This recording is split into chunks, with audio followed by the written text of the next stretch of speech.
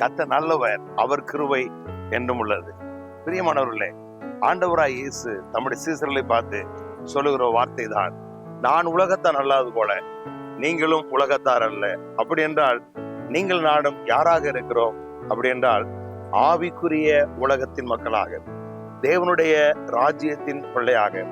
அவன் கொலோசையர்ல சொல்லும்போது சொல்லுகிறார், இருளின் அதிகாரத்திலிருந்து, அப்படின்னு அந்த உலகத்திலிருந்து கர்த்தர் நம்மளை மீட்டெடுத்து அவருடைய அன்பின் குமாரனுடைய ராஜ்யத்தின் மக்களாக, ஆவிக்குரிய உலகத்தின் மக்களாக கர்த்தர் நம்மளை மாற்றி இருக்கிறார். இந்த உலகத்திலே 2 காரியங்கள், ஒன்று காண்கிற இந்த உலகம், இன்னொன்று காணக்கூடாத உலகம். நீங்கள் நானும் காணக்கூடாத அந்த ஆவிக்குரிய உலகத்தின் மக்களாக இருக்கிறோம். எப்படி நாம் இருக்கிறோம்? வேதம் சொல்லுகிறது, யோவான் சுவிசேஷம் 3ஆம் அதிகாரம் 6ஆம் வசனம், மாம்சத்தினால் பிறப்பது மாம்சமா இருக்கும், ஆவியினால் பிறப்பது ஆவியா இருக்கும்.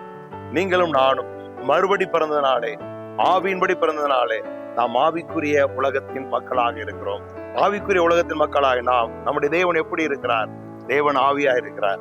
ஆவியா இருக்கிற தேவனை ஆவிக்குரிய உலகத்திலிருந்து ஆவின்படி பிறந்திருக்கிற நாம் தொழுது கொள்வதுதான் கிறிஸ்தவ வாழ்க்கை. இதுதான் ஆவிக்குரியவர்கள் என்று சொல்லுகிறார்கள். ஆவிக்குரிய உலகத்தின் மக்கள் ஆவிக்குரியவர்களாக எப்படி ஆவின்படி ஆசீர்வதிக்கப்பட்டிருப்பார்கள் என்பதை தான் வேதம் நமக்கு போதிக்கிறது. அந்த ஆசீர்வாதத்தை, அந்த வாக்கு தத்தங்களை புதிய ஏற்பாட்டிலே சொல்லப்பட்டிருக்கிற பிள்ளைகள், உரிமையாளர்கள், இப்படியெல்லாம் கர்த்தர் நம்மளை குறித்து வாக்கு பண்ணியிருக்கிறார். குமாரர்கள், குமாரத்திகள், அவருடைய மனவாட்டி, அவர் நமக்கு தலையாக, இப்படியெல்லாம் நம்மளை குறித்து கர்த்தர் வாக்கு பண்ணியிருக்கார். இதெல்லாம் நம் ஆவிக்குரிய உலகத்தின் மக்களுடைய வாழ்க்கை முறை எப்படி இருக்கும் என்று சொல்லித்தான் ஆண்டவரை போதிக்கிறார். இந்த காரியங்கள் நாம் விசுவாசித்து அதை நம்முடைய வாழ்க்கையிலே அறிக்கையிட்டு அதை நம் வாழ்க்கையில் அபியாசிக்கும் பொழுது இந்த காண்கிற இந்த உலகத்திலே மேன்மையாக, மகிழ்ச்சியாக, வெற்றியாக நாம் வாழ்வோம். காண்கிற உலகத்தை பார்த்தே நாம் வாழ்வோமானால் வாழ்க்கையில வெற்றி அடைய முடியாது.